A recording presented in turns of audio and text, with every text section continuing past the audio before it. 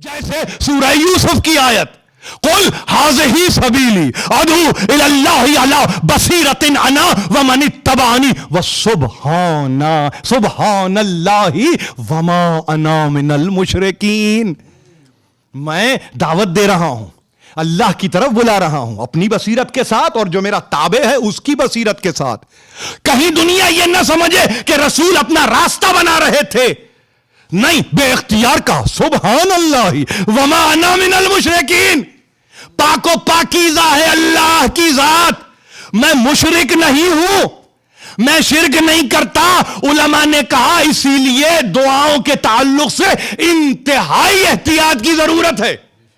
کہیں کوئی یہ نہ کہے کہ یہ لفظ بڑھا دیجئے، یہ لفظ کم کر دیجئے. ان حکمتوں سے واقف نہیں ہے ہم اور آپ. خدا کے لیے عرض کرتا ہوں سستی دعاؤں کو قبول نہ کیجئے، چونکہ دعا کی کوئی قیمت ہی نہیں ہوتی.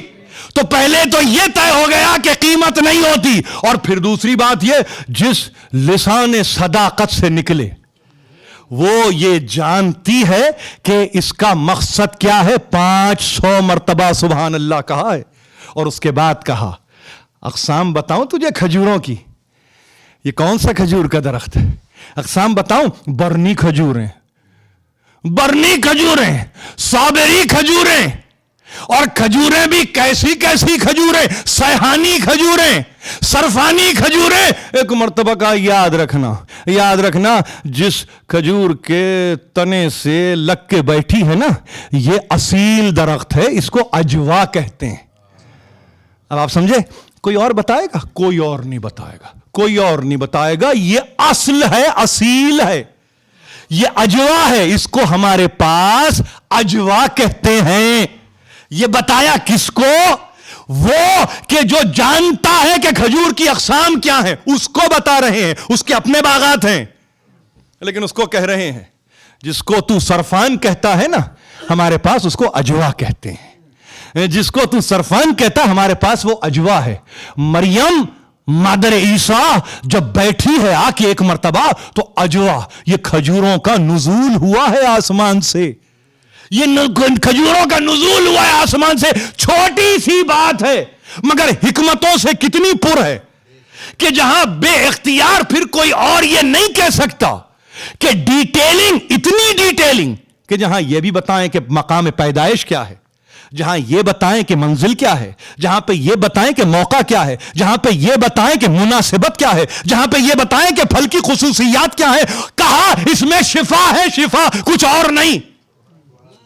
وہ جس میں شفا ہو تو اس کو بتانے والا طبیب ہی ہوتا ہے، کوئی اور نہیں ہوتا. میں یہاں تک لانا چاہتا تھا، بس یہ میری تقریر کا ماحصل ہے. یہ کہہ دیا، وہ کہہ دیا، کہاں بچ جاؤ گے، کہاں پرورش ہوگی، کہاں پروان چڑھو گے، یہ کون کہتا ہے؟ مجھے بتائیے نا کون. میڈیکل ٹرمز میں اگر آپ کہیں شفا ہوگی تو اس کا مطلب یہ ہے کہ اتھارٹی رکھتا ہے.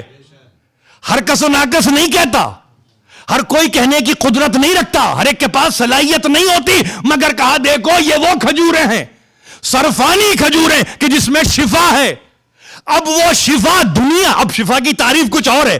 دنیا شفا جسمانی سمجھ رہی ہے، مگر معصوم بتا رہا ہے عیسیٰ ایک ایسی صورت شفا بن کے آئے کہ رہتی دنیا تک کے لیے شفا ہے، بس بشرطے کہ اسے کوئی ذکر جانے، اسے کوئی ذکر جانے. قرآن تذکرہ ہے، شفا کے ساتھ ہے.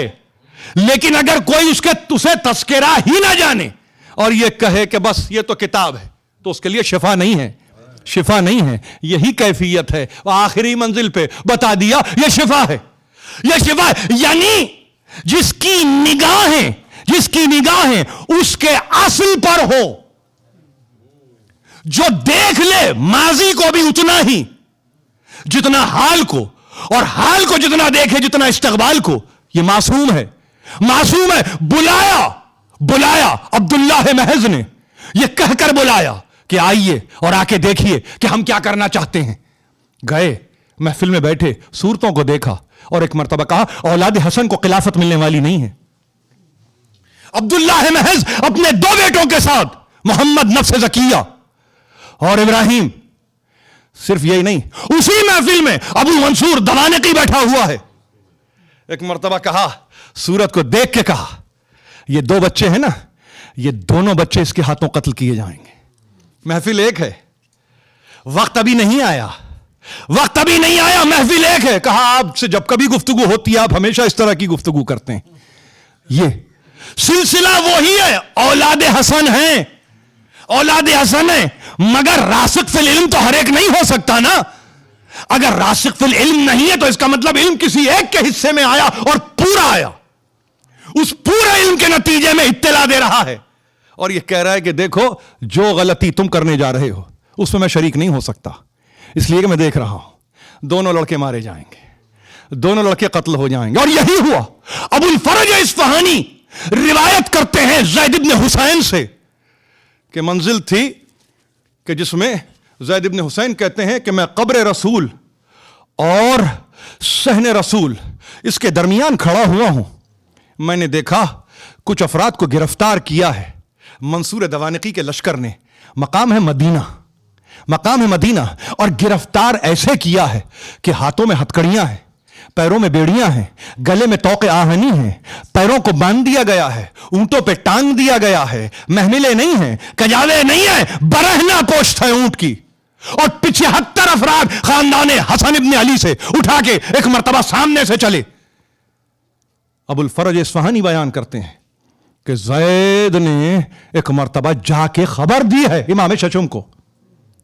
آئے صحن مسجد پہ آ کے کھڑے ہو گئے. اور ایک مرتبہ اب جب نگاہ پڑی ہے اولاد حسن کی امام ششم پر تو وہاں انہوں نے رونا شروع کیا، یہاں امام نے رونا شروع کیا. آنکھوں سے آنکھیں چار ہوئیں، ایک مرتبہ رونا شروع ہو گئے، رونا شروع ہو گئے. اور اب جو رونا شروع ہوئے تو حیرت بھی ہے، حسرت بھی ہے، تمنا بھی ہے، مگر وقت تو گزر چکا تھا، وقت تو گزر چکا تھا. دنیا نے کہا لے جا کے قید خانے میں ڈال دیا، اور اس طرح سے ڈال دیا کہ اب کچھ ہی عرصے کے بعد عبداللہ محض کے سامنے کہ مسلح کے سامنے لا کے محمد نفس زکیہ کا سر رکھ دیا. باپ نے بیٹے کے سر کو اٹھایا، کلیجے سے لگایا، اور ایک مرتبہ روح پرواز کر گئی. عبداللہ گزر گئے، محمد نفس زکیہ گزر گئے، ایک ابراہیم. اب جب ابراہیم کے قتل ہونے کی اطلاع آئی تو اب بے اختیار کہا ہے امام صادق نے، یہ ہے سن یاد رکھیے 140 142 ہجری کے قرین یہ سال ہے. ایک مرتبہ کہا اب حرم رسول خدا محفوظ نہیں ہے، اب ہم بھی جانے کے انتظار میں ہیں، اب ہماری بھی باری آیا ہی چاہتی ہے. یہ امام وقت ہیں، یہ امام وقت ہیں. دنیا نے کہا تھا صحن مسجد پہ کھڑے ہو کر دیکھا ہے تو اولاد حسن 75 افراد نے ایک بآواز بلند رونا شروع کر دیا ہے امام کی صورت کو دیکھ کر. اور امام اپنے مقام پر ہیں، کہہ چکے تھے، تنبیہ کر چکے تھے، تادیب کر چکے تھے، سامنے سے جاتے ہوئے قافلے کو دیکھ رہے تھے. مولا آپ نے قافلے کو دیکھا، یہ اولاد حسن ہے، یہ اولاد حسن ہے. اولاد حسین کے متعلق، اولاد حسین کے متعلق بات مدینے کی ہے نا، بات مدینے ہی کی ہے، تو آئیے آج اس طرح سے بھی کچھ ذکر کر دیں، اس طرح سے بھی کچھ ذکر کر دیں. گزرتے ہوئے قافلے کو دیکھا ہے اور جانتے ہیں کہ یہ وہی مدینہ ہے، یہ وہی مدینہ جس میں وصیت ہے رسول کی بیعت عقبہ میں انصار مدینہ کے ساتھ کہ دیکھو جیسے